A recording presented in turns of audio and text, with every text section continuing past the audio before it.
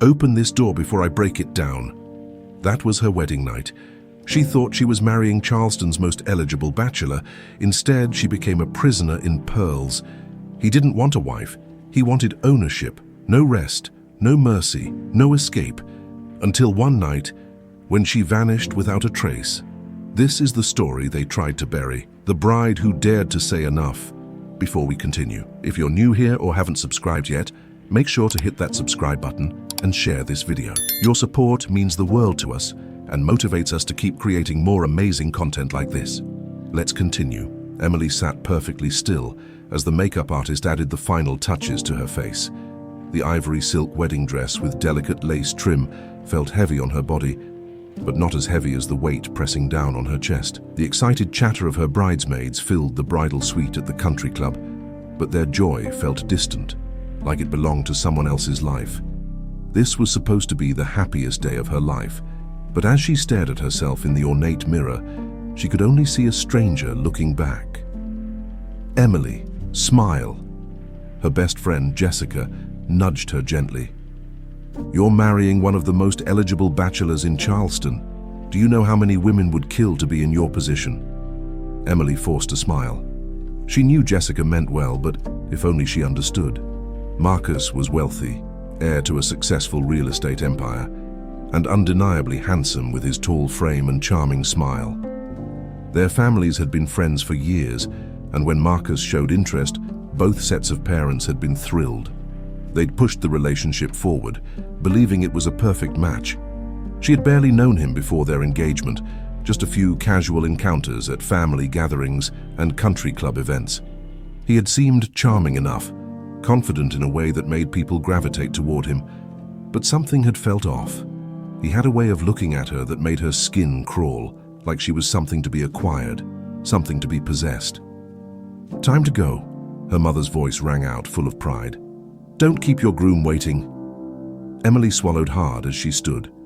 The wedding procession began, and as she walked down the aisle toward the man who would become her husband, she wondered if she was walking toward happiness or into a prison. She had no idea how soon she would find out.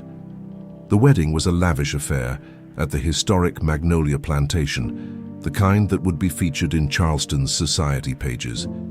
Guests filled the elegant ballroom, dressed in their finest, while a jazz ensemble played music that made the older guests sway in their seats.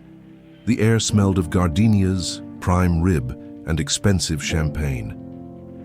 Emily sat beside Marcus at the head table, her face frozen in a polite smile as well-wishers approached with congratulations and expensive gifts. Marcus's hand rested possessively on hers, his grip firm, as if he were afraid she would slip away. Every time he turned to look at her, there was something in his gaze that unsettled her, a burning intensity that felt too much, too soon. When it was time for their first dance, Marcus pulled her close, his hands gripping her waist tightly. He leaned down, his lips brushing her ear. I can't wait to have you all to myself tonight, he murmured. Emily's stomach twisted. She nodded, unsure of what to say. Hours later, they arrived at Marcus's mansion in the exclusive South of Broad district. The moment they stepped inside the antebellum home, Marcus shut the door and turned to her with a hungry look. I've waited long enough, he said, reaching for her. Emily's heart pounded. She wasn't naive. She knew what was expected of her. But there was something almost desperate in the way Marcus touched her, something that made her skin crawl. Before we continue, if you've made it this far and haven't subscribed yet, just why not? We pour our heart into every video, and your one click means more than you know. Subscribe and share. It's the fuel that keeps us going. Let's continue. That night she barely slept. Each time she tried to rest, Marcus pulled her back as though her body was his personal playground. By the time morning came, she was exhausted, sore, and confused. Maybe it was just wedding night excitement, she told herself. Maybe things would calm down, but deep down she feared they wouldn't. Emily hoped things would settle into a normal rhythm, but by the end of the first week, she realized she was wrong. Marcus was insatiable. Morning, afternoon, night. He wanted her constantly, as if her body existed solely for his pleasure. She had no time to rest, no time to breathe. He would wake her in the middle of the night, his hands already roaming, his need urgent. Even when she was exhausted, even when she begged him to let her sleep, he would chuckle and say, "A good wife must always satisfy her husband." At first, she tried to reason with him. She told him she needed time to adjust, that she was tired, that she felt drained. But Marcus would only smile, dismissing her words with a kiss, whispering, "You'll get used to it." Days turned into weeks, and Emily began to dread the nights. She avoided eye contact with Marcus during the day, afraid that even the slightest glance would spark his desire again. But it didn't matter. He always wanted more. She became a shadow of herself. Dark circles formed under her eyes, her once bright laughter disappeared, and her energy drained away. When she went to visit her mother at the family home in Mount Pleasant, she thought she would finally find some relief. "Mum, I'm exhausted," she said, her voice barely above a whisper. "I don't think I can do this." Her mother frowned. "Do what? Your marriage? Marcus?" Emily hesitated, unsure how to explain what she was going through. Her mother sighed. "Honey, marriage isn't always easy. A woman must endure. Your father was the same when we got married. But with time, things settled down. Just give him what he wants, and he'll love you more." Emily felt her stomach sink. There would be no help from her mother. As she sat in her car in the circular driveway, staring at the oak trees draped with Spanish moss, a single thought settled in her mind. She was trapped. Emily knew she couldn't keep living like this. Every night felt like a battle she could never win, and every morning she woke up feeling weaker than the last. She had no control over her own body. Marcus took what he wanted, when he wanted, without a second thought. Desperate, she turned to Jessica. They met at a quiet coffee shop in the French Quarter of downtown Charleston, away from prying eyes. "You look terrible," Jessica said, concern written all over her face. Emily stirred her latte absent-mindedly. "I don't sleep anymore, Jess." "What do you mean?" Emily hesitated before speaking. "Marcus, he doesn't let me rest. I can't breathe. I feel like I'm dying slowly." Jessica's eyes widened. "Are you saying he forces you?" Emily shook her head. "It's not force exactly, but it's like I don't have a choice. He won't take no for an answer. He acts like my body belongs to him and nothing else matters." Jessica sighed, her fingers drumming against the table. "Emily, this is serious. Have you talked to him?" "I tried." She let out a bitter laugh. "He just tells me it's my duty as a wife." Jessica looked around, lowering her voice. "Maybe you should speak to someone, a therapist, a lawyer, anybody." Emily bit her lip. "You know my family won't support that. My mother already told me to endure." A heavy silence stretched between them. "Then what will you do?" Jessica finally asked. Emily didn't know the answer, but what she did know was that she couldn't take this much longer. Something had to change before she lost herself completely. Emily started avoiding Marcus as much as she could. She spent longer hours tending the garden, pretended to have migraines and even faked menstrual cramps just to get a break, but nothing worked. One evening, after dinner, she excused herself and went to the guest room, locking the door behind her. For the first time in weeks, she felt a small sense of relief. She curled up on the bed, hoping for a peaceful night's sleep.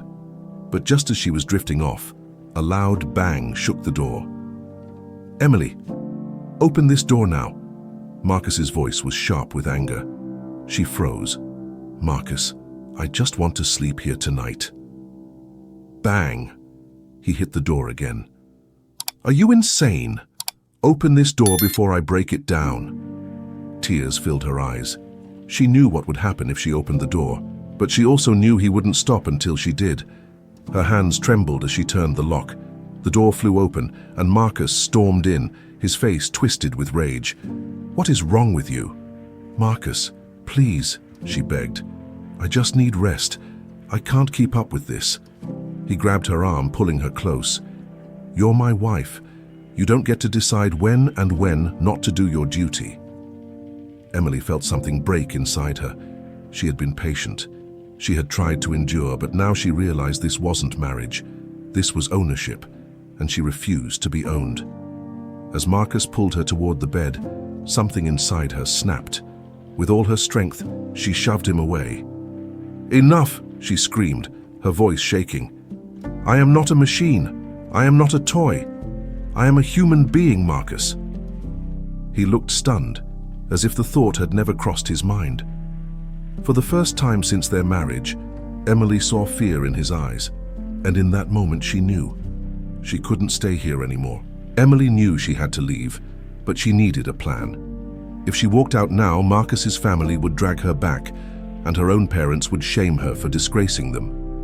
She had to be smart. The next morning, while Marcus was at his real estate office, she searched for help online. She found a domestic violence support center and called them in a hushed voice, her hands shaking. A counselor listened patiently, then told her something she hadn't expected. There were legal protections for women in her situation. "But he's my husband," Emily whispered. "Doesn't that mean he has the right?" "No one has the right to take away your consent, Emily," the counselor said firmly. "You deserve to be safe." That night she began gathering evidence. She recorded their conversations on her phone, saved text messages where he dismissed her pain, and even took photos of the bruises his grip sometimes left on her arms. She also reached out to Jessica. "I need your help," Emily said when they met in secret at Waterfront Park. Jessica didn't hesitate. "Whatever you need." Together they made a plan. Emily would leave when Marcus traveled to Atlanta for a business conference the next week. She would take only what she needed and disappear before anyone could stop her. For the first time in a long while, she felt hope. But she knew the hardest part was yet to come. The night before Marcus's trip, Emily lay awake waiting for him to fall asleep. His arm was draped over her possessively, his breathing deep and steady. She held her breath, listening, making sure he was truly asleep before she gently slid out of bed. She had packed a small suitcase earlier, hiding it under the guest room bed. She moved silently, her heart pounding as she grabbed it and slipped on her sneakers. Just as she reached the door, the bed creaked. She froze. Marcus stirred, mumbled something in his sleep, then turned to the other side. Emily didn't wait. She unlocked the door and stepped into the hallway, forcing herself to move quickly. She walked out of the house, the humid Charleston air hitting her skin. The wrought iron gate was unlocked. Jessica had bribed the night security guard earlier. Her friend was waiting in a rental car down the tree-lined street. As soon as Emily got in, Jessica hit the accelerator. They drove in silence for a while before Jessica finally spoke. "Are you okay?" Emily exhaled, staring out at the dark streets of Charleston. "I don't know," she admitted, "but I'm free." She didn't know what the future held, but for now she had escaped, and that was enough. A week later, Emily sat in a small apartment in Asheville, North Carolina, far from the reach of Marcus and their families. The weight on her chest had not fully lifted, but for the first time in months she could breathe. She had filed for legal separation with the help of the Domestic Violence Support Center. Marcus's family tried to contain the scandal, offering to fix things, but Emily refused. She was done being silenced. One afternoon, her phone rang. It was her mother. "You have disgraced us," her mother said, her voice thick with disappointment. "Do you think marriage is easy? Do you think you'll ever find another man after this?" Emily swallowed, gripping the phone tightly. "I would rather be alone than spend my life as someone's prisoner." Her mother sighed. "What will people say?" "I don't care anymore," Emily said, her voice steady. She ended the call and stared out the window at the Blue Ridge Mountains. For the first time in a long time, she felt peace. She had survived, and now she was ready to start over, on her own terms. Emily stood in the kitchen of her small but cozy apartment, morning sunlight streaming through the windows. She had started working at a local non-profit that helped women in situations like hers. The work was meaningful, and for the first time in her life she felt like she was making a difference. Her phone buzzed with a text from Jessica. "Coffee later? I want to hear about your date last night." Emily smiled. She had started dating someone, a kind, gentle man who respected her boundaries and never made her feel like she owed him anything. It was still early, but it felt healthy. It felt right. She had learned that healing wasn't linear. Some days were harder than others. But she had also learned her own strength, her own worth. As she got ready for work, Emily caught her reflection in the mirror. The woman looking back at her was different from the one who had walked down the aisle in Charleston. This woman had scars, but she also had power. This woman had escaped. This woman was free. And that made all the difference. If you're new here or haven't subscribed yet, make sure to hit that subscribe button and share this video. And just like this story, I have another exciting story for you. Just click on the video on your screen. I'll be waiting for you.